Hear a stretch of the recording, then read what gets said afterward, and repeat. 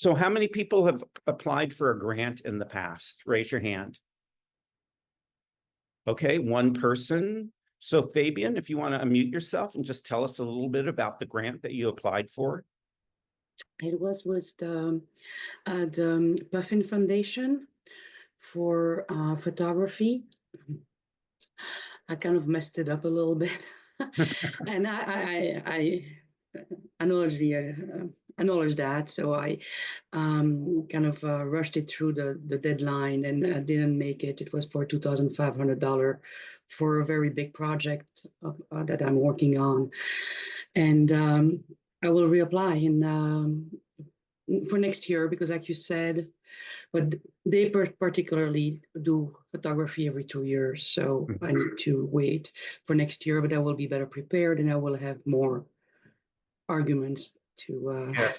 So yeah, what support. you just brought up is really important, that give yourself enough time to complete the application and not feel rushed, because sometimes the applications can be very confusing or time consuming and complicated.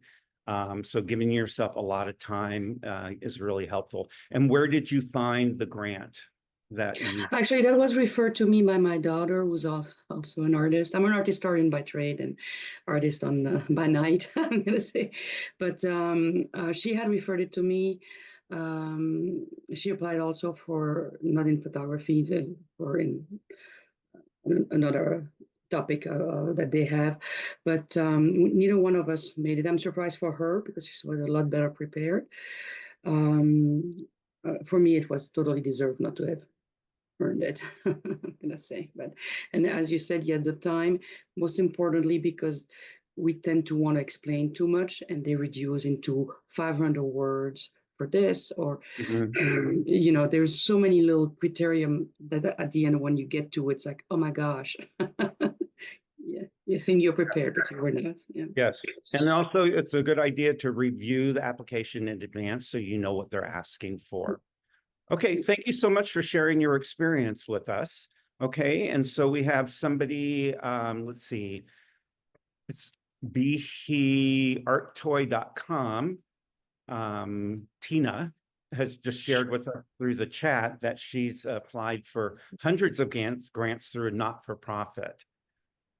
Hi, I'm Tina. Yeah, hi, Tina. Sorry, it's beheartsy.com. Heartsy Okay. is the name of my nonprofit. Okay, great. And before COVID, I had never applied for a grant. My nonprofit started in 2018, but I was so busy doing other things, it didn't really develop until 2020. And of course, the first year as I was applying, I failed a lot. And the best part of that was that I always, and I'll encourage all of you to when you do fail, not if, when you do, don't get discouraged and make sure you call and get feedback, because every grant that I didn't get 5 years ago, I got feedback and straight out told them, I'm new to this. I'm an artist. I'm not a grant writer. How can I get better? And now we probably get 10 to 15 grants a year. Our largest one was only about 15,000. So it's not like they're huge grants or anything. They're huge for us being a small little nonprofit. But I've never written a grant, little tiny grants over COVID for myself as an artist. But now moving forward, I don't want to teach anymore. I just want to do art myself. So Okay, I'm being selfish now. Okay, Tina, thanks so much for sharing your experience. So Tina brought up a really good point, is use every grant or artist residency application as a learning process and ask for feedback. And they can say, well, you didn't complete this section properly, or we're looking for this or that. And then you can get better at grant writing. And it's just like applying for a juried art exhibition. You can't get accepted to all of them. So unfortunately, rejection is part of the process. So Tina, thanks for sharing that so much. So we're going to go ahead and resume the program. Okay, so we're going to talk about the different types of artist grants and residencies. So when applying for a grant or residency, it's important to consider your fit as an applicant and how the grant will be a fit for you as an artist. For example, if you're a sculptor, applying for a grant or residency that requires you to produce work without providing the proper facilities to do so may not be the best choice. So you have to think, if you're going to need space, how much space do you need? And you need a grant or a residency that's going to offer you that space. Or if you're an artist looking to start an art education program, you may not want to apply for a grant or residency that requires you to produce a body of work. So you're going to actually apply for a grant to help you produce programs and not to produce artwork. Okay, while the perfect grant or residency may be hard to come by, it's helpful to think of grants and residencies in terms of certain categories. Okay, so what are the different types of categories? There's project-based artist grants and residencies. So project-based grants and residencies are usually government-sponsored or organizational funding for art programming, public works, and exhibitions. Whether it's for a mural, performance art piece, or an education event, project-based grants or residencies can be awarded to a single artist or to a group of artists. So that's another thing you might consider, is bringing other artists in to do a project with you. And then you have multiple people that you can help you complete the application process. In addition, project-based grants or residencies may require artists who haven't worked together before to collaborate with one another. Again, that's great networking experience. Okay, these types of grants and residencies are best suited for artists who have a very clear vision of what they want to create and why, especially if there's some benefit to the community awarding the grant. For example, if there's a $5,000 grant to beautify a city block, a muralist with a cultural and community understanding of the area will be able to submit a strong application. So always try to find a connection. There's also identity-driven artist grants and residencies. So many of these support funding for artists looking to create art about and around their identity. These types of grants and residencies usually require a strong artist statement and portfolio. If you're an artist from an underrepresented community, be sure that your work and purpose as an artist fits the criteria of the grant and the residency. To increase your chances of being accepted, hone in on explaining how the focus identity of the grant or residency is reflected in your art. Okay. Then there's also collaborative and educational artist grants and residencies, and these require artists to work alongside teams. These are popular because they can have bigger and more flexible budgets. Oftentimes they involve an artist in residency program, group exhibition, or a programming event. So many times there's events that center around your project, whether it's an opening reception or an actual performance or something like that, an artist talk. These types of grants or residencies are particularly useful to young artists starting out who are looking to build their portfolio. They can also offer incredible opportunities to work alongside more established artists and to meet new and diverse artists working in multiple disciplines. There's also emergency artist grants and residencies. So when people hear emergency grants, they often think of loans for small businesses. However, since the COVID-19 pandemic, government and private organizations have begun to recognize the emergency funding needs of artists in general. There are now many pandemic and non-pandemic grants that offer artists the opportunities to access stopgap funding for project housing and more. I know several artists in the Bay Area that in the last few years have applied for emergency grants to cover housing expenses and living expenses because of the challenges post-COVID. And so they were able to get funding to help them move forward. Okay, so applying to an emergency grant requires applicants to be vulnerable about their need to create art. So you need to open up and be honest, emphasize the value it will provide to you as an artist, along with what you'll give in return. Okay, so any questions about the different types of grants and residencies? Raise your hand if you have any questions. Okay, Fabian, go ahead and unmute yourself and you can ask your question. I was wondering if there are resources to help us present teaching opportunities. Can you be a little bit more specific? Well, you were saying that I saw in your slides, and you mentioned that there were residencies where we could apply for teaching, and I was wondering if there were resources to help create these type of teaching portfolios, if you will. Well, you know what I have found is the internet is such a great resource that anytime I'm looking for something, I've learned just to type it into my search engine, especially look for videos that talk about the process, etc. So I don't have any specifics, Okay. recommendations for educational opportunities for teaching, but you could enter in, you know, teaching or grants or residencies for artists teaching, and you can put in, you know, like if you're a photographer, you can be teaching photography and you can see what comes up. Also, another thing that you can do is instead, if you apply for a grant or a residency where it's just you making art or you doing a program, if you tie in an educational part to it, where you're teaching, you invite people in and you teach them your process, or you bring in children and you ask them to participate and you teach them.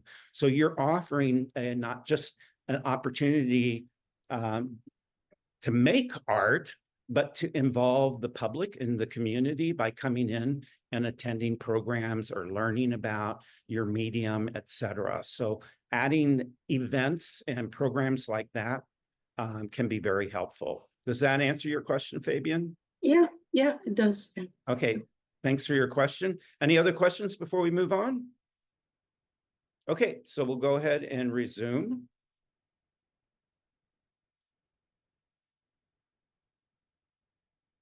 Okay, so let's talk about winning artist grants and residencies. Your artistic talent and impressive body of work are the foundation of a standout grant or residency application. All that's left is the easy part, showing it off. So really the hard part is making the art and coming up with your statements, but the easy part is actually showing off your art. An artist grant or residency application may not feel like a creative exercise, but it is.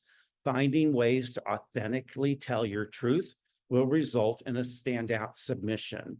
When you know what grant or residency applicant reviewers value most, you can make a great impression at first glance, no matter how many applications they receive.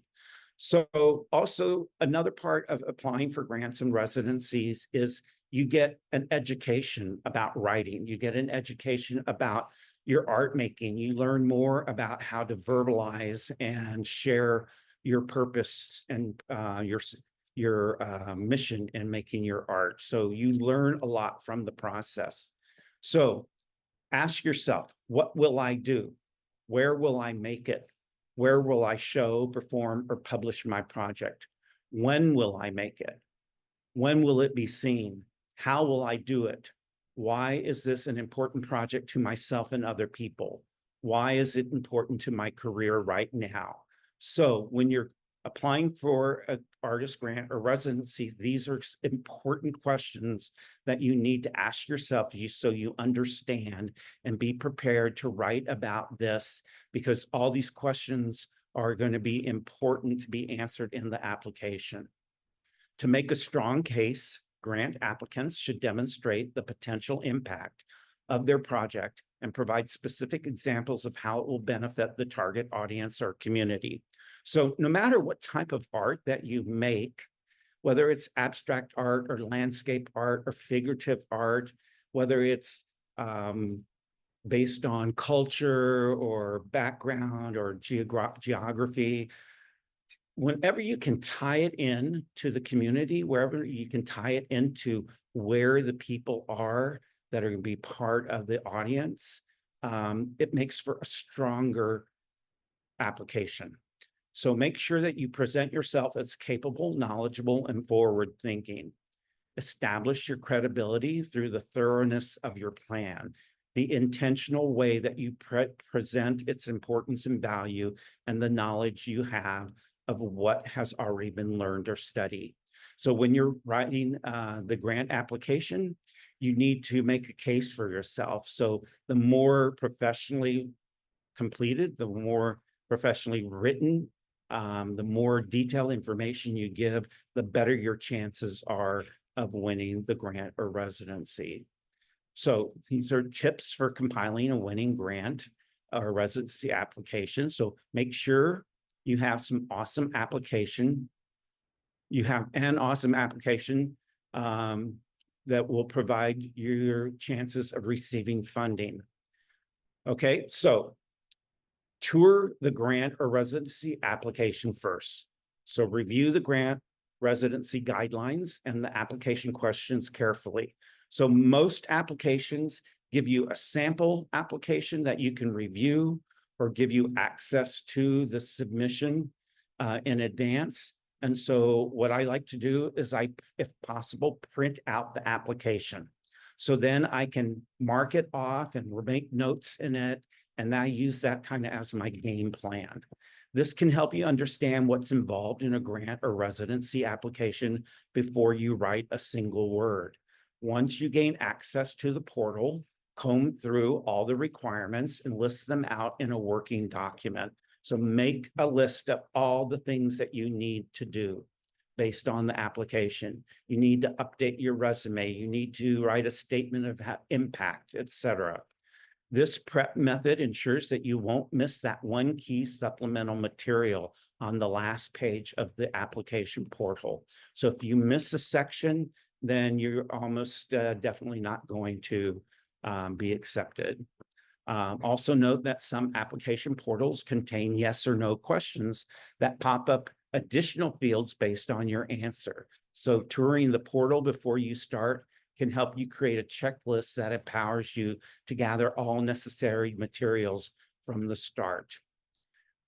Okay, another thing to do is to hone your pitch. So your pitch summarizes what the project is and what makes it important and why it is important. The key to an engaging pitch is highlighting the parts of your project that will best align with the funder's interests. So do some research. Learn about the funder and what their interests are, and then make sure your project lines up with them. For example, if you're a multidisciplinary artist applying for visual arts grants, you'll want to emphasize your visual art work in that pitch. The key is to keep your pitch short and sweet. The details of who you are, how the project came to be, and how it will manifest can appear in other areas of your proposal. So your pitch is just kind of a very direct statement highlighting your project. So you want to, before you apply for the application, you want to update your artist bio. So your artist bio should talk about everything from where you're based to what your artistic practices are, to relevant details about your life and background that influence your work. You'll also want to include awards, accomplishments, and your most recent projects. So be sure to keep your artist bio up to date. And the artist bio is usually a paragraph form, and your resume is a bullet point form. Okay, you want to organize your project description. So the project description is the meatiest part of your grant or residency application. Your project description should answer a host of questions for the funder. This is where you'll define some of the nitty-gritty details you left out of your pitch and borrow from your boilerplate master proposal. So consider these key questions if they're not asked already in the application. What is the purpose of this project? What is the methodology? How do you go about doing it? Who are you partnering with for this work? Are you doing it by yourself? Is there another organization or another person? What is your timeline for this project? When will it start? When will it end? Is there any event related to it, and when will that be? If it's a community-focused grant, who is the community you're supporting with this work? Why is it important for them to interact and engage with your art? Where will the art work be exhibited or performed? And how does this project fit into the trajectory of your work and artist career? So these are all things that you should think about and be prepared to answer in your application. Then you want to share your project budget. So prepare a line item budget for the project. Your budget should reflect everything you mention in your project description. Approach your budget by creating a list of all project expenses. So think about all the expenses that you're going to incur, whether it's making art or traveling, teaching, or doing a performance. Include costs related to space, materials, software, travel, professional fees, and paying collaborators. Don't forget to calculate the cost of your own labor into the budget. You can approach this by estimating how much time each step of the project will take you and a wage. So if you're creating a program, and this program is going to be targeted, let's just say to the Asian community in the Bay Area.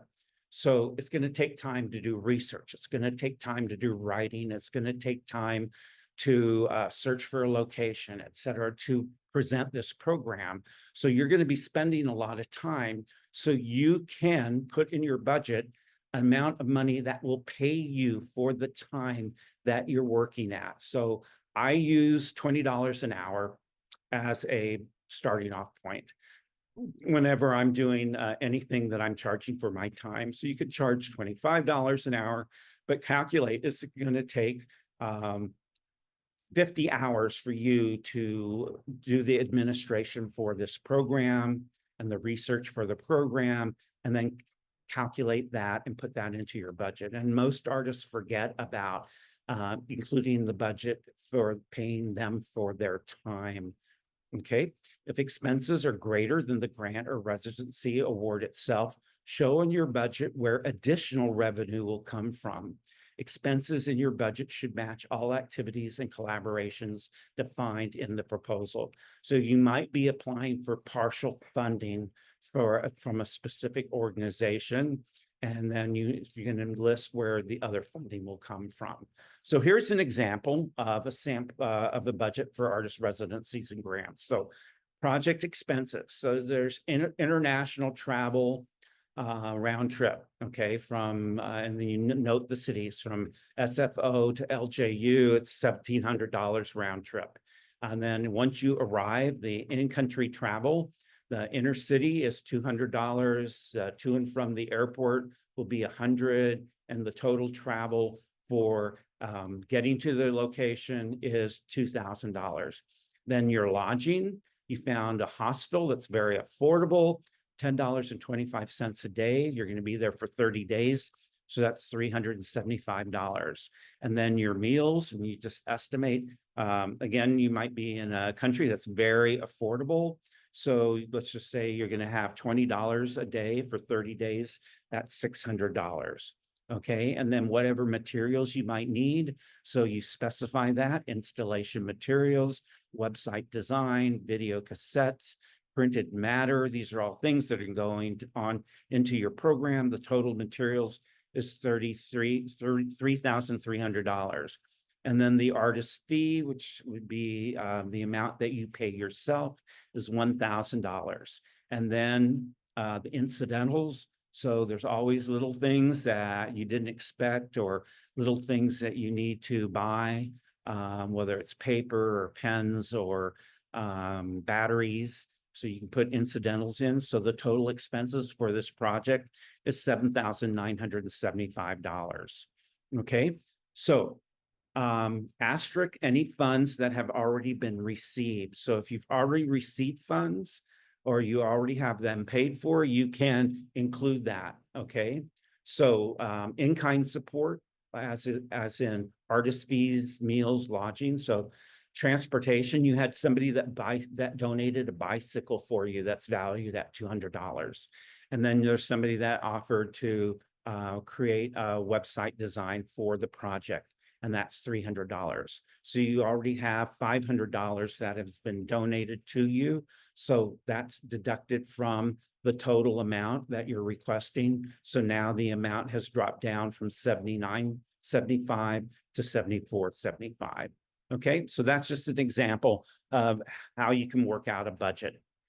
Also, take note of the funder's language and use it. So this is really important. One of the things that many consultants talk about, and psychologists and people like Dale Carnegie, how to win friends and influence people, is to mirror people.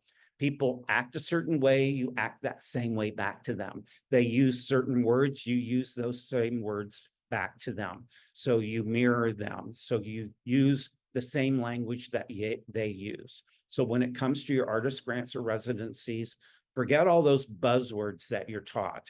Instead, look to the funder's language and note how they spell out their priorities for funding. If you communicate how your work aligns with their mission, they'll feel confident in your ability to create the impact they want to achieve by funding you.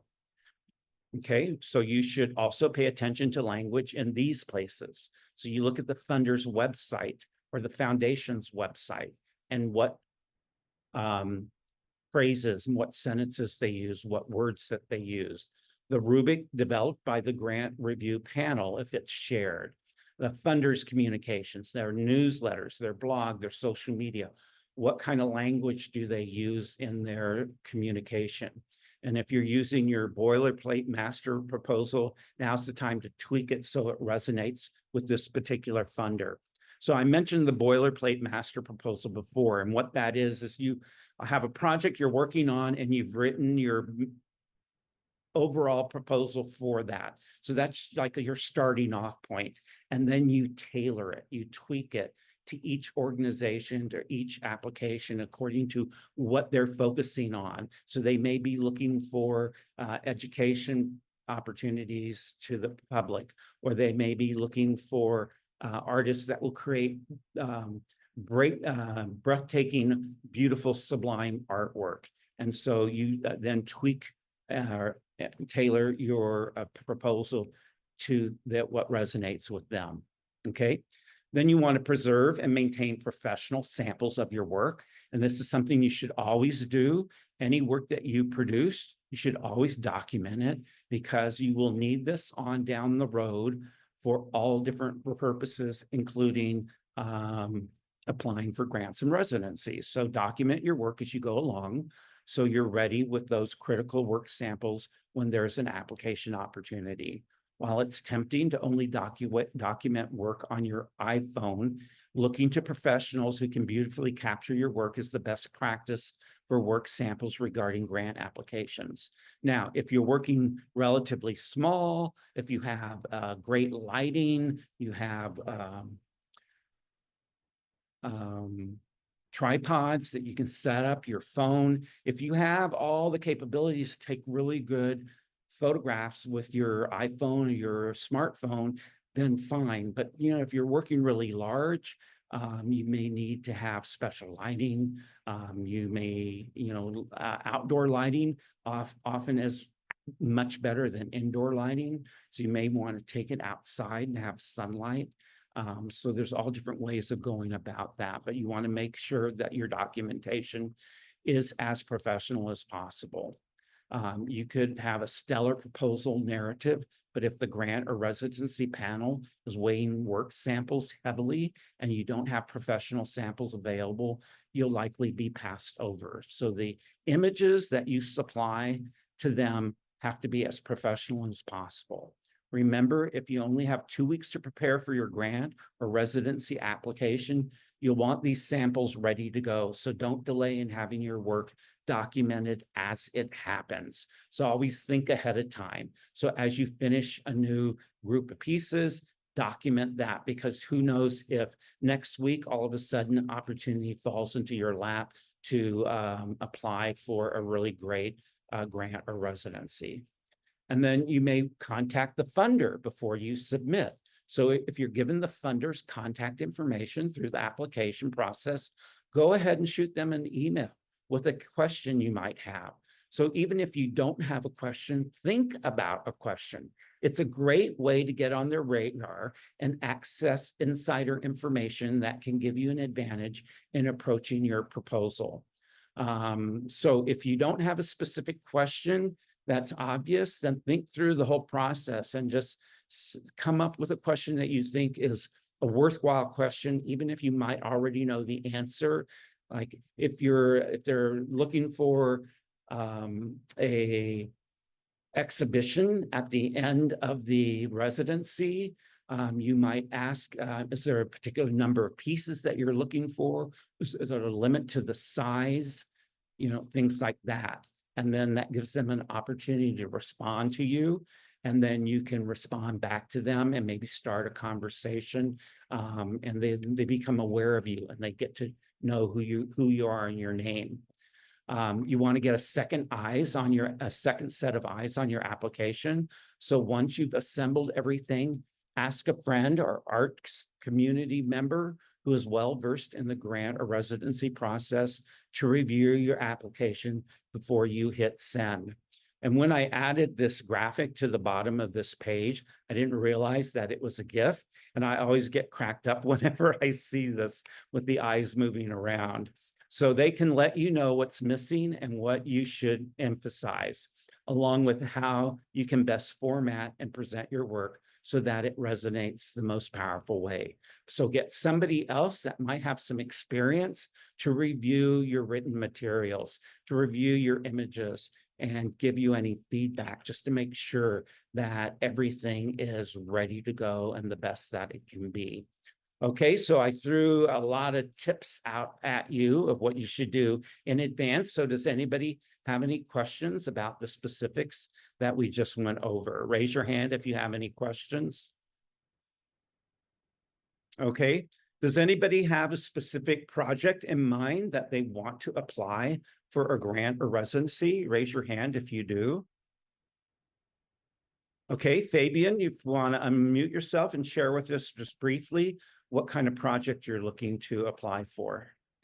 I'm going to have a solo show for a project that I've been working on for 6 years, and I am looking to get some support to have a book that would get seconded, and also some printing funds. It's a project that, do I explain it or not? No, that's fine. So you have the body of work that you've already been working on. So now you're looking for funding for basically the printed materials that will go along and complement the exhibition. So that's a really great reason to apply for a grant, and it's very specific. And then you can describe, what's the importance of the written materials and how they can help out the viewers, the people in attendance of the exhibition, or any programs that you have. So Fabian, thanks so much for sharing that with us. And Tina, you have a digital hand up. So if you want to unmute yourself and share with us if you have a specific project in mind. I always have projects. I have 100 projects. But right now, I shared this with you in my email. My father died in March, and we're a really close Italian family. And I started, I adjusted what I had been working on, and I've been working with fused glass and stained glass techniques. Um, and I started melting ashes into glass Mhm. and creating some really personal type artwork, both for my father, but then everyone around me is like, oh my gosh, this is a niche market. You should develop this idea. And so I want to do a residency in New Orleans around Halloween, Dia de los Muertos. I just did a show in Sedona, Arizona for Dia de los Muertos, my very first one. And I kind of want to just look into the culture of creating art that celebrates people that have died and then helping other people. I mean, they would pay me to create commissions that would make glass art with people's photographs and people's ashes, and like my dad's glasses are embedded in some of my pieces, some of their knickknacks and things like that. And that's all I want to do right now. I don't want to teach, I don't want to work, I don't want to do anything else. I just want to make ash art. So Tina, that sounds like a really great project. And again, it's not just making art, but art that has meaning to it, and art that touches people, and art that can educate people about embracing death instead of being afraid of death. So Yes. the content of your project sounds very strong. So thank you, Tina, for sharing. Thank you. Okay, any other questions or comments before we move on? Okay, so we'll go ahead and resume the presentation. Okay, so this is the artist grant and residency checklist before you send. So you've written everything, you've got everything together, you have entered everything into the application, and before you hit send, what you want to make sure that you've done everything. So connect with the organization giving the grant. So one of the most overlooked ways to connect with donors and organizations awarding grants is simply to connect with them.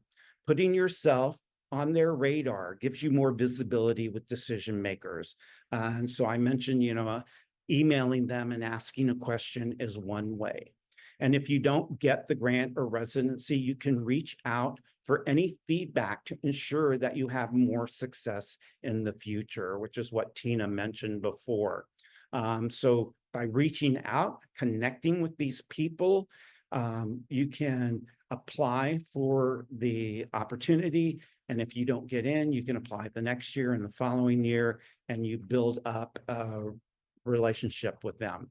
You want to make sure your application demonstrates your shared values with the organization. So a major consideration for any organization awarding grant money or a residency is how you, as the artist, share your values, beliefs, and mission to accomplish shared goals. So again, you want to demonstrate that you have the same values and goals as the organization. So you want to make sure you're aligned with them. Be sure to read the mission statement closely and cross-reference it with your application. So for instance, if you're applying to a public arts project about diversity in a particular neighborhood, did you highlight your knowledge or appreciation of the history of that diversity? Did you grow up in that neighborhood? Are you part of that ethnic group? Did you have an experience that gave you awareness of this diversity issue, et cetera? Using shared vocabularies will set your application apart as well. For example, the donor organization words like community and inclusivity, be sure to describe how your work accomplishes those values. So look for specific keywords and then address those in your grant. You want to highlight your inclusivity as an artist. So by nature, artists are often inclusive, but communicating that inclusivity of gender, race, ethnicity, et cetera, may not be obvious in your grant application. So be sure to highlight past projects that speak to that inclusivity in your process, work, and audience. You want to emphasize the value of your perspective when applying to grants or residencies. There's no need to be shy. Your perspective is valuable and needs to be communicated and shared. Each one of us has a unique history that's different from everyone else, and that makes your perspective unique. What is unique about your perspective specifically as it relates to your personal journey and your artistic exploration? So you want to share that. Striking the right tone that celebrates your perspective while meeting the requirements of the application will set you apart. So you want to, answer all their questions, but you want to have the right tone and share your specific perspective. Of course, you want to check your spelling and grammar. This tip can't be emphasized enough. I'm sorry. I need to rewrite that. You need to have all the I's dotted and the T's crossed. Little mistakes like that demonstrate unprofessional practices. So you want to make sure that your spelling and grammar are correct, no matter how talented, dedicated, or passionate you are about the grant or residency that you're applying to. Incorrect spelling and poor grammar will make it stand out, but not in a good way. Use proofreading tools like Grammarly, or have a friend or family member take the time to review your application responses. So having a new set of eyes to look at the spelling and grammar can be really helpful. Make sure there are no additional asks. So read the grant or residency application closely. For instance, before you send your application, do you need to provide recommendations? Does your portfolio need to have a certain number of works? Or after you submit it, do you need to interview with a reviewer or submit further documentation? So you want to make sure that all the requests that they have are being addressed. Reading the ask closely and following the additional ask on a portal or email could be the difference between being awarded the funding or not. Okay, so you want to set yourself up for funding success. While you can't control the grant or residency application decision, you can significantly influence the decision-making process if you're careful, mindful, and thorough in the application. It can seem tempting to apply to as many grants or residencies as possible, but your time may be better spent applying to fewer grants or residencies and then having more time and thought into each one. Before you hit send, be sure to not only make a checklist, but to be intentional with your answers. Before you apply and after, be sure to keep track of all the asks, stay connected, and provide any additional information that is asked of you. Grants and residencies connect you to more than funding. They broaden your network of artists, fans, and supporters. Okay, any questions about the checklist before you hit send? Raise your hand if you have any questions. Okay, is this overwhelming? Sometimes it can be. So it's important to leave plenty of time to work on your application. Okay, we'll go ahead and resume the presentation. Okay, so how to develop valuable relationships with art grant or residency funders. Okay, so do your research and say hello. Research funders who you feel might be interested in your work and reach out to them directly. So if you find that there's a particular organization that lines up with what you do, you may be making artwork that makes people more aware of the climate change and the danger to the environment. So you might find some organizations that provide funding for projects that are related to that. So find out who they are and reach out to them directly. Introduce yourself and acknowledge that you understand the funder's goals and aspirations by sharing how they align with the work that you do. A funder's portfolio is typically accessible to the public, so you can look at the organization and learn about it. Look at the people involved in the organization and learn about them as well. They'll usually have a website, white paper, or annual reports that reveals the type of artists they support, along with the kind of funding they give, whether general operating or project-specific support, which may be dedicated to more experimental projects. Individual artists typically seek project-based funding, so take time to pinpoint where your work and the funder's previous projects align. For example, let's say the last 3 or 4 projects they funded focused on climate change. If that aligns with the work that you do, you should reach out to that funder. And then you want to link up with like-minded artists and organizations. So philanthropy is often project-based. So but it's moving towards more general operating support reserved for larger institutions and organizations. So that means it's a good idea to network and collaborate with artists who share your focus and are connected with organizations and institutions that are candidates for general operating funds. So you might find another artist that is already connected with an organization or a funder. And so you can partner with them, and that gives you a leg up. Many artists feel like there's not enough funding to go around, but when you collaborate with others, stronger proposals can happen. So don't hesitate to go beyond showing up solo in favor of joining a group. You want to decide on the best way to reach out then. So when choosing how to reach out to a funder, now that you've identified who they are, consider where they're most likely to be engaged. If you're unsure about the best channel, reach out to someone who knows the funder or try your luck with an email, the go-to method, okay? But email tends to be like anybody can send an email. We get so many emails every day. So many emails go unread or get lost in the long list.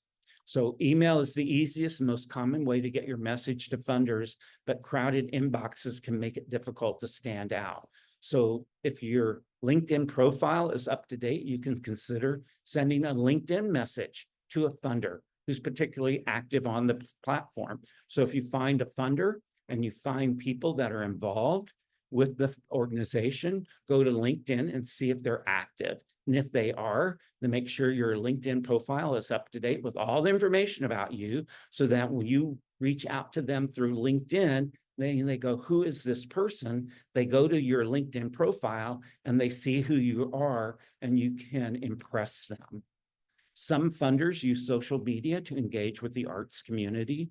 In that case, sending a Facebook or Instagram message is appropriate. At the very least, follow them so they can keep tabs on their latest projects. So Instagram is probably the most popular of social media, whereas Facebook is probably the most interactive. So Facebook tends to be a lot more people commenting and interacting with your posts.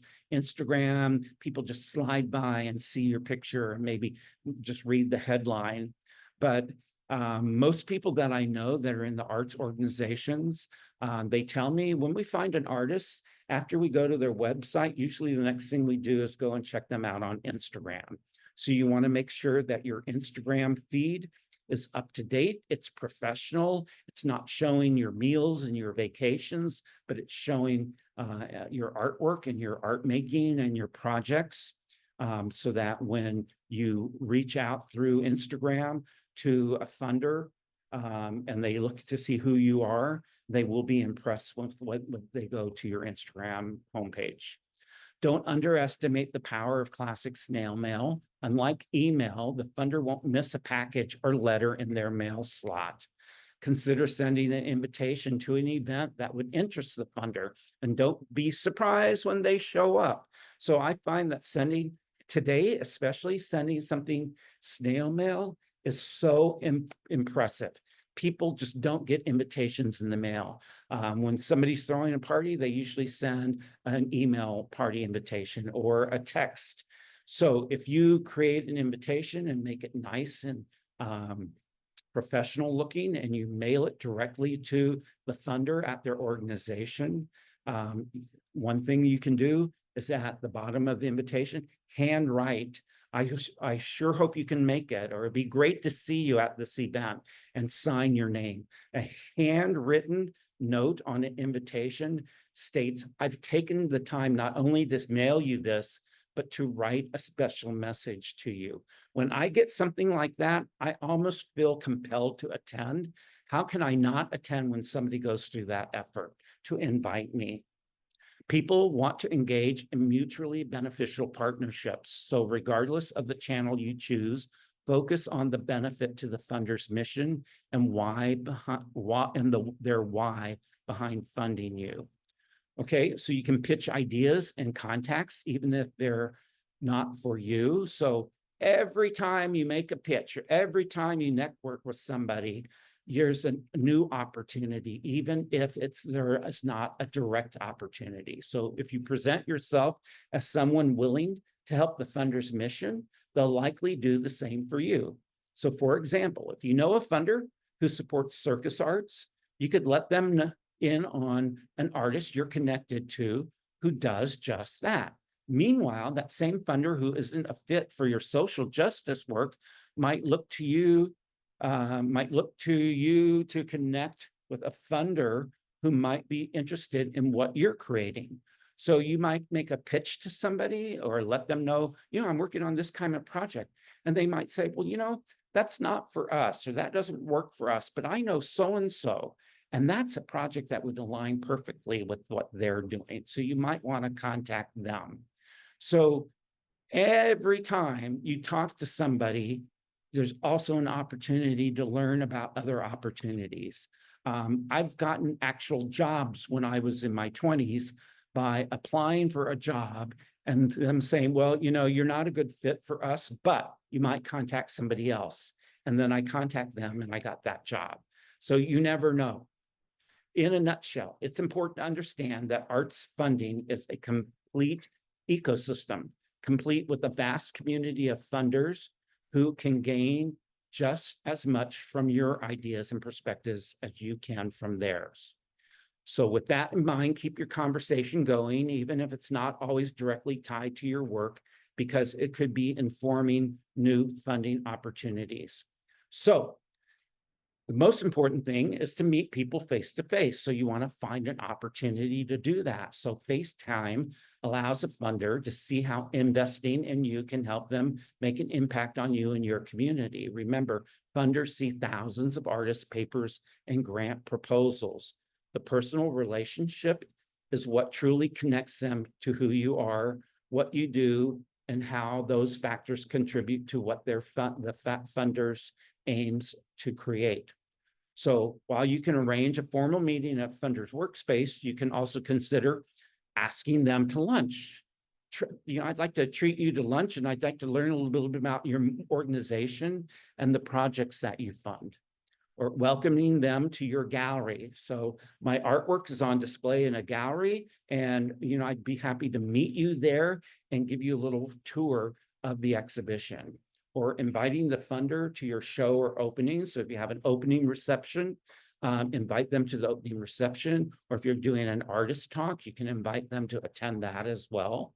You may be doing an artist talk that's along with maybe 10 other artists that are in the exhibition. So they'd be exposed to many artists and not just you. So there's a lot in it for them. So it's not too forward to reach out to someone directly if you feel that you and the funder share a common vision, goal, and purpose. In fact, funders expect to hear from artists like you. So I'm just going to share with you when I was in college working on my BFA, I was taking a special contemporary art workshop with the curator for contemporary art at the Dallas Museum of Fine Arts. So he was the teacher. So he was very, very informative, very friendly and helpful. So I found that his office was right next to the library in the downstairs area of the museum. So when I was doing research, I decided to go and do research at the museum, and I used their library. And so I would always time it that I would be there around lunchtime. And so many times he would walk out of his office and I'd be sitting at one of the desks, and he'd recognize me as one of his students, and we'd have a little conversation. So after that happening 3 or 4 times, he invited me to lunch. He said, well, I'm going to lunch down the street. It's a great little hole-in-the-wall Mexican restaurant. You'll love the food. So we went to lunch. We got to know each other a little better. So we got this personal connection. And then when an internship opened up at the museum, he told me about it and made a referral and recommended me for the internship. So you never know what things will lead to. So anytime that you can make person-to-person, face-to-face contact and get to know somebody, opportunities arise. So go where art funders gather. Funders can be elusive, but they're also out in public quite a bit. So attend formal gatherings like city-sponsored meetings or galas or art events that can give you a chance to rub shoulders with folks who fund projects related to your art. Keep an eye out for networking events centered around philanthropy and the arts. There are events that invite artists and not-for-profit art organizations to meet funders for the sole purpose of gaining support for their work through purposeful collaborations. For example, Grant Makers in the Arts is one of the largest conferences of its kind in the nation. So if you're truly interested in applying for grants and really propelling your career, you might look into Grant Makers in the Arts and find out about their conferences and go and attend and network with these people that fund projects. Follow them to stay posted on when their annual conferences land each year, along with smaller but still worthwhile events like seminars and pop-up conferences throughout the year. In San Francisco, there's the oh my God, I'm blanking out the name. There's an organization and all their main goal is to give artists opportunities for funding and grant writing, and they do programs. And I'm sure it's listed in my resources. So when we get a little further, I'll mention that to you. However, there is a benefit to the smaller, more localized events where you can also learn who works in the field or in philanthropy in your area. So follow philanthropy blogs for an up-to-date list of art-related conferences, webinars, and other opportunities. So again, if you're very serious about this, go to where these people are, find out where these events are, events that they're involved in, and then meet them.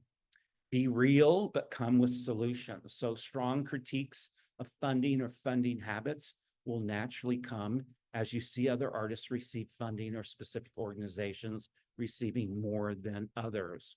While there's nothing wrong with noting these things, funders want to see you come with solutions.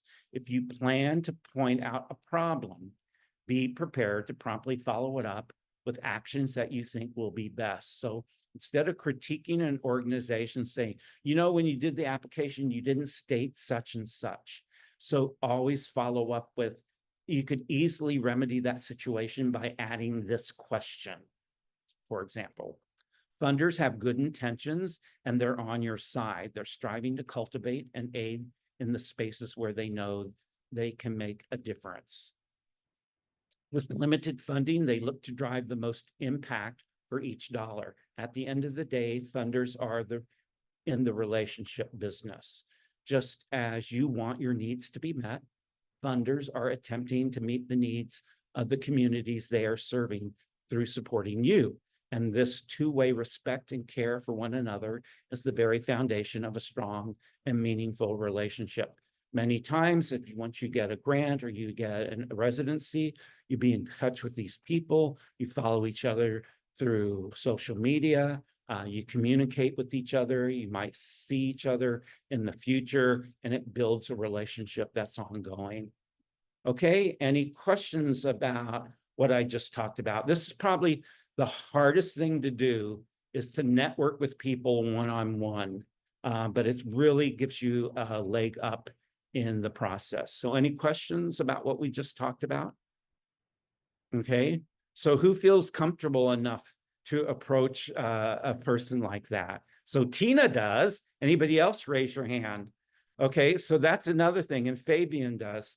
So that's another thing. You know, a lot of artists are introverts. You know, that's one reason why we do art, is that we may not be very vocal in our speech or our actions, but we can make art in a solitary environment where we don't have to use words, and we can just communicate through our art, through our feelings, through our emotions. And therefore, we're not really primed to network with people one-on-one because of the nature of our career. So it takes a little guts to do that, and it takes some confidence. So if you're applying for a residency or applying for a grant, you need to have confidence in yourself to make sure that you feel that you deserve it and you project that. And so the more that you connect with other people and talk to them about your project, the more feedback you get, the more comfortable you get in talking to people. Okay.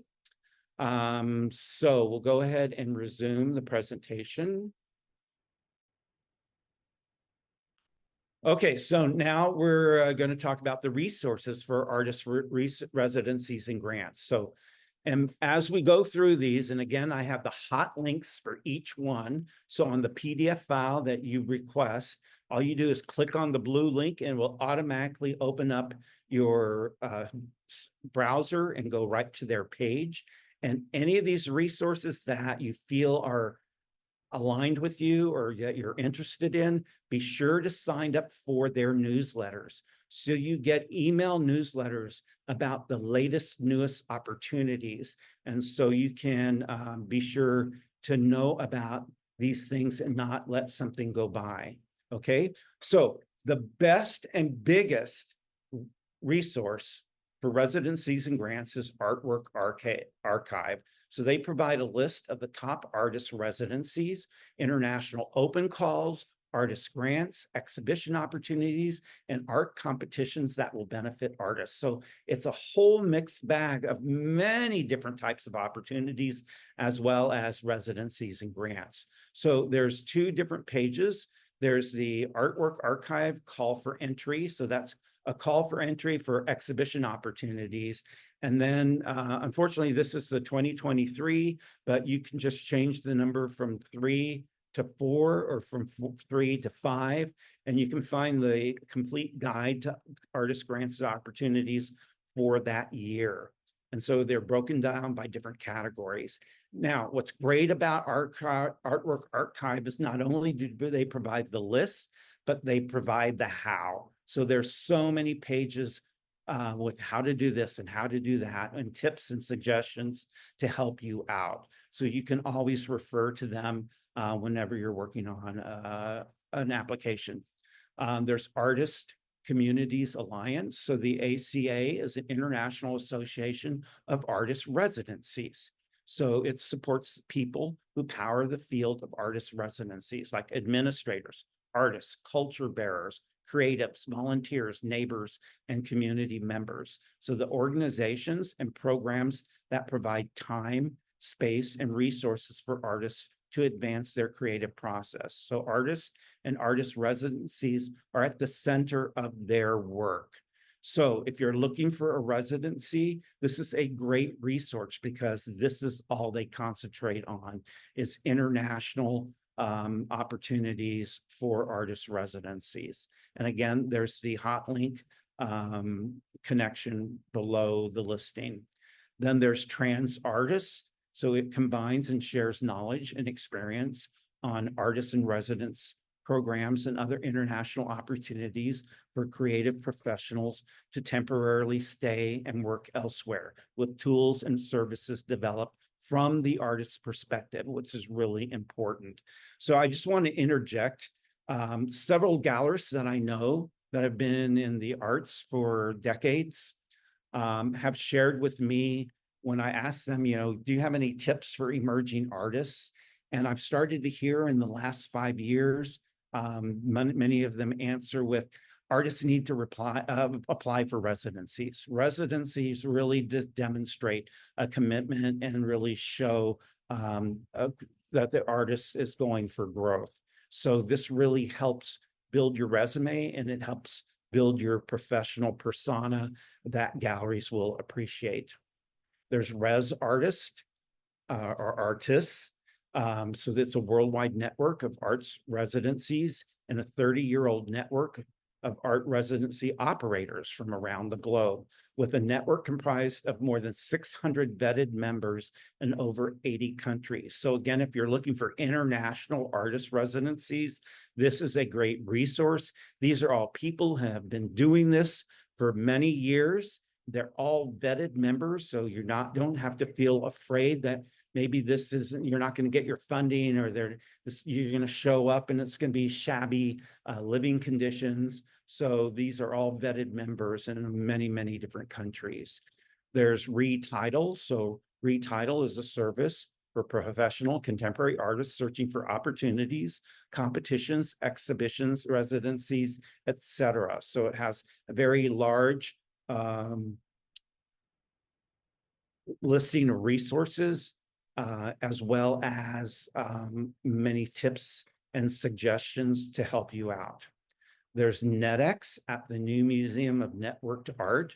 So NetX posts calls for artist opportunities and residencies. I'm having a hard time with that word, including visual arts, film, video, and sonic art. So it does include visual art, but if you do other types of art, this is a great resource. And even though it's the New Museum of Networked Art, they post artist opportunities for everyone. There's Creative Capital. So it provides grants up to $50,000 to individual artists to support the creation of groundbreaking new projects. And the key word is groundbreaking. So you don't want to just continue on what you're making, but you want to really come up with something new and go beyond what you've been doing. So the new application process comprises only 6 short questions, reduced from 40 questions originally. So there's 6 questions. So you want to review that, find out what those questions are, and really hone in on the answers and come up with a great project if you want to apply. There's the Ruth and Harold Shenvin Foundation. So this foundation offers individual grants, and they provide $1,500 to artists who are living or working in the US and engaged in a new craft or visual arts project. So it's a smaller amount, but you might be working on a new body of work and you need some help in buying the materials and supplies to make that. This would be a really great grant to apply to. The Hopper Prize, this welcomes applications from artists of all ages and experience levels working in any and all disciplines, including painting, photography, sculpture, drawing, video, documentary, performing, experimental, conceptual, and installation practices. So this is a very wide-reaching collection of disciplines. And so you can learn more about this at the hot link. Art Deadline. So the Art Deadline site has resources for calls for entries from all over the world, focusing on interdisciplinary artists and public works. So the Artist Deadline site charges a yearly fee of $20 to access this list of grants and opportunities. So that's a small amount for an annual access to a very extensive listing. So Art Deadline used to be free, and it was always the place that I first went to look for our art opportunities. So they are very extensive. And Cal Arts Library, so you don't have to be a student or alumni of Cal Arts Library to make use of its robust database of artists' opportunities. The site organizes grants by general, statewide, and federal offerings. So you can look for different categories. It also highlights template resources for cover letters, budgets, and more. So if you're working on an application, you might go to Cal Arts Library, look at their templates for cover letters, look at their templates for budgets, etc. And that'll give you a leg up on the process as well. There's Artadia. Artadia offers up to $10,000 to artists living and working in one of 6 partner cities. So that includes Los Angeles, New York, Chicago, San Francisco, Atlanta, and Houston. For those of you in San Francisco, that's a great opportunity. For those of you like me that are in Chicago, another great opportunity. So we got, it's a limited number of cities, so that makes it a little easier and less competition. The California Grant Watch, so the state of California's grant site is an excellent resource to check out opportunities throughout the state. Many of the awards are for educational or community enrichment programs. So if you have an idea for how your work as an artist could impact specific neighborhoods or regions, the California Grant Watch may be the best place to kickstart your search. There's the Artist Power Center. So the APC is a platform powered by San Francisco's Yerba Buena Center for the Arts. that helps artists secure funding. The app allows users to find grants and commissions tailored to their interests and needs, along with other funding opportunities that are in line with their interests and expertise. The platform is designed to specifically provide opportunities for Black, Indigenous, people of color, and LGBTQIA+ artists to uplift the health and well-being of Bay Area communities. There's also the City of Los Angeles Department of Cultural Affairs. Many of the Los Angeles Department awards are focused on community engagement, grassroots initiatives, and cultural projects. And applicants are often not required to be residents of the Los Angeles area. There's also the New York Foundation for the Arts. You know, anything in New York is very impressive. And so the NYFA is a not-for-profit service organization that provides artists, emerging arts organizations, artist administrators, and students with critical support, professional development tools, and resources for defining and achieving career success. Another great feature is their opportunity search, which includes many paid and commissioned fellowships and prizes. So not only is there a lot of resources there, but they have a listing of opportunities. So you can go use their search to find out about paid and commissioned fellowships and prizes. The New York Foundation for the Arts is a resource that I use often when I'm looking for calls for artists. I always go to their website to look for opportunities for myself and for other artists. Then getting to be a little bit more real, there's Patreon. So unlike traditional grant programs, Patreon allows you to set up a subscriber-based service for existing fans and audiences to pay access to your work. Priced at a monthly membership, artists can establish a reliable revenue stream that allows them to not only get compensated for their work, but also build their audience. So with Patreon, there's different approaches. One is to get as many supporters as possible at a small amount, and so it all adds up. Another is to get a small number of truly interested followers and fans that you connect with, that you communicate with, that you provide opportunities for, whether it's a VIP reception, or they get first access to your new work, or they get a special gift. And so that's at a higher level. And so it's a smaller number of people, but it still adds up to a nice amount. So there's different strategies to use Patreon. And if you're interested, you can go online, go to the search engines and learn more about it. Okay, so that was a lot of the resources. So you see, it's not so difficult to find resources. There's a lot of things out there. So any questions about resources and listings that are out there online? Are you feeling a little bit more confident that this is doable? Yes or no? There's no answers. No yeses or no's. Okay. Okay. Yeah, maybe. Okay. Well, What would be your top 3? Pardon me? What would be your top 3 that aren't specifically location based? Your top 3 resources that you go to the most. Well, I go to the New York Foundation for the Arts, and I go to the very first one. Oh my God, I'm blanking out. Artwork Archive. Artwork Archive. It has so many resources on there. It's so helpful. So those two come to mind that I go to on a regular basis. Okay, that was a good question. Thank Okay, you. any other questions or comments? Okay, so we're going to wrap up. And there's a lot to kind of review here. So if you'd like me to email you a PDF file handout of this program, please email me a request to do so at Stephen5w@sbcglobal.net. So if you do this right away after the program's over, send me an email, ask for the PDF, then tomorrow morning I'll reply right away. If you don't reply or contact me tonight, I've got a really busy week, and the holidays is on Thursday, and I might not be able to get to you right away. So sending me an email tonight at ssteven5w@sbcglobal.net is the best way to get the resources as soon as possible.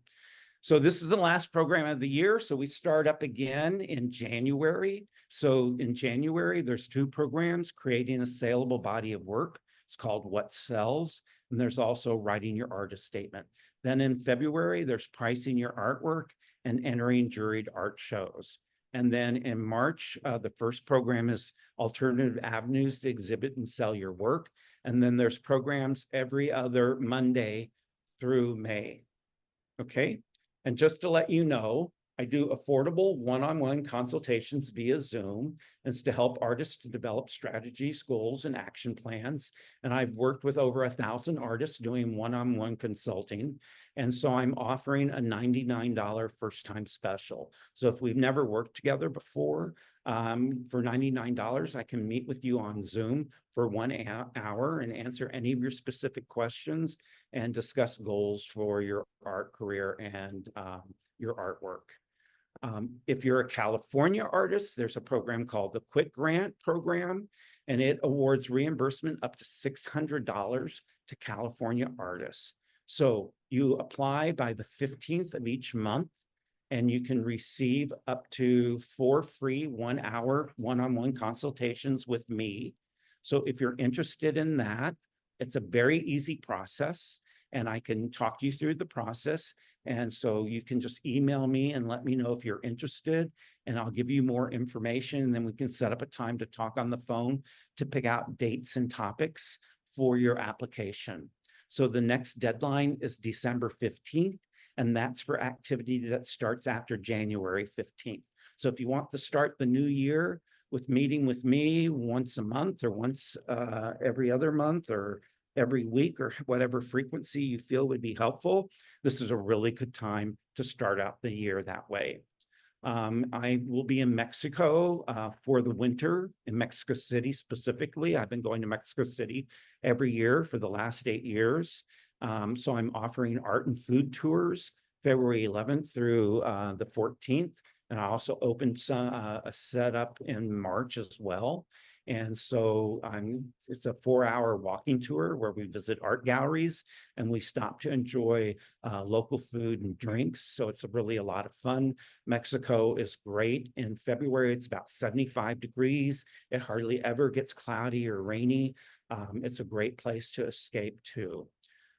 So if you're interested in any of these programs, you can learn more from at sfartistnetwork.org.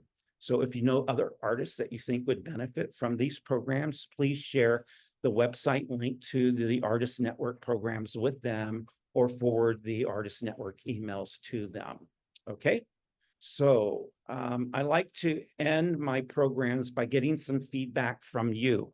So I'm going to go across the screen and I'm going to ask each of you to unmute yourself and share with me one thing that you feel that was new or important that you heard in the program tonight.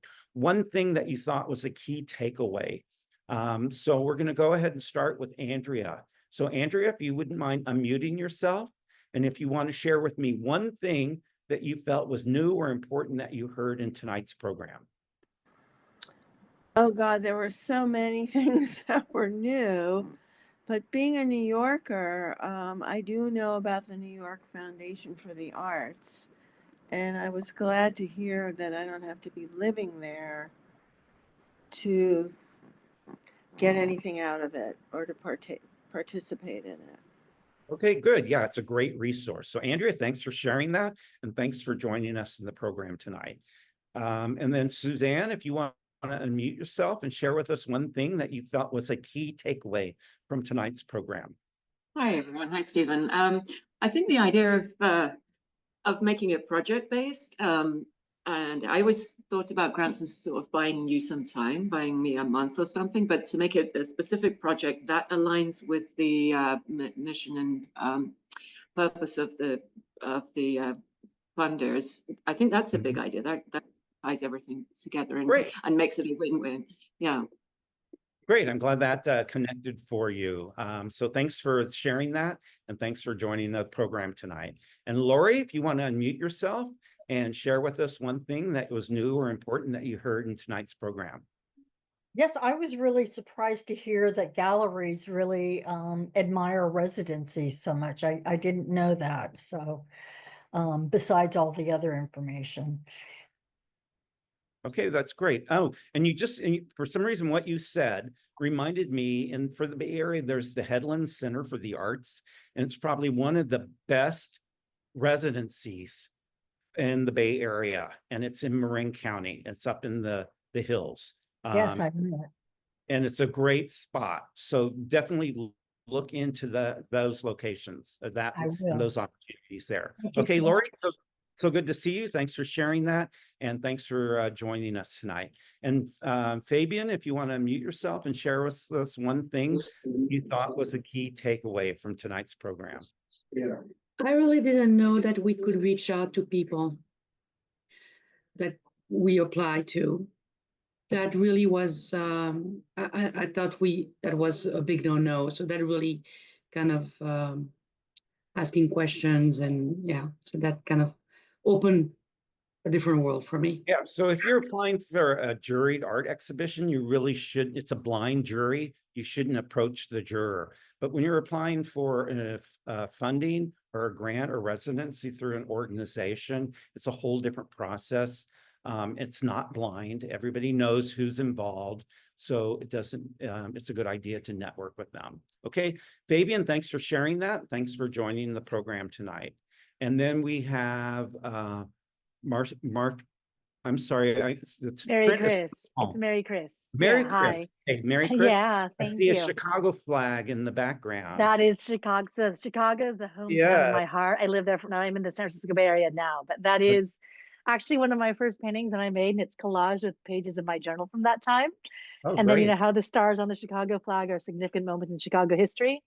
My stars are labeled with the streets I lived on when I was there. That's So, great. Okay, good. yes, but anyway, so thank you for this. I appreciated a few big things. One, I appreciated the advice from Tina that when the inevitable rejection occurs, to ask for feedback. That just didn't even occur to me. I literally just applied for my first residency this year, and I'm just kind of bracing myself, and I feel lost and overwhelmed. But I love that advice, so thank you. The list of resources, huge. Thank you. Like, there's just so much, like, I don't even know where to start. So even though even this list is a little bit overwhelming, it at least like narrows it down a little bit. So thank you. I appreciate that. And then also just echoing what you said about going through the application ahead of time, and also the portal specifically.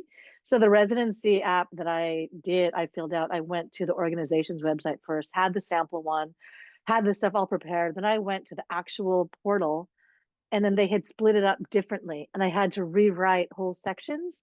And so, and I had been on the organization's website, it was current, but it just was structured just enough that it was another huge layer of work that I wasn't expecting. And thankfully it wasn't at the last second. So I just wanted to second that advice that you offered as well. Thank you. Okay, Mary Chris, thank you so much for sharing all that with us. I'm glad that you got so much out of the program, and thanks for joining us. Okay, and then we have Stacy, if you want to unmute yourself and share with us one thing that you felt was the key takeaway from tonight's program. Oh, well, there were a lot of things, obviously, and I didn't really know what to expect. I'm just curious about finding out what's available out there, and that was the big thing, to see how many opportunities there might be. But also it was really helpful to just understand how important it is to kind of be focused on that and hone really what you're going for and be specific about what it is you're aiming for, which is helpful to me. That was the big thing for me. Good, that's great, Stacy. Glad to hear that. Thanks for sharing, and so glad you could join us tonight. And Tina, if you want to unmute yourself and share with us one thing that you felt was a key takeaway from tonight's program, something new and important that you heard. Well, I want to go eat in Mexico, so I don't know about you guys. No, I didn't know there were so many opportunities for individuals. Most of my grants, like I said, were for my nonprofit. There's very few that I have come across as individuals. So this list is just awesome. And I know most are for California residents, but it sounds like there's some really great ones that could be beneficial. So I'll look into eating in Mexico with you. Okay, that's great. So just to let you know, in Mexico City, the tours that I'm doing are the week after the major art fairs. So the week before, the 5th through the 9th, there's 4 art fairs going on. There's the Zona So Maco. go early. Zona Maco Art Fair is the largest Latin American art fair, and it is phenomenal. And they have it broken down to visual arts, they have photography, they have design and furniture. It's huge. And then there's 3 other satellite art fairs that are going on that are each one's so unique and so cool. So you could go spend a week in Mexico City going to the art fairs, and the following week join me to visit art galleries and have great snacks and nibbles and lunches. Oh Okay. my gosh, you're speaking my language. Thank you. Okay, so thank you everybody for joining me tonight. It sounds like I gave you some worthwhile information. It's great to get your feedback. This is, again, the last program of the year, so everybody have a great holiday season, and I hope to see you next year at future programs. So be sure to email me and let me know if you want the PDF file and if you're interested in any of the other programs. So good night, everyone. Good to see you. Thanks so much for joining me tonight.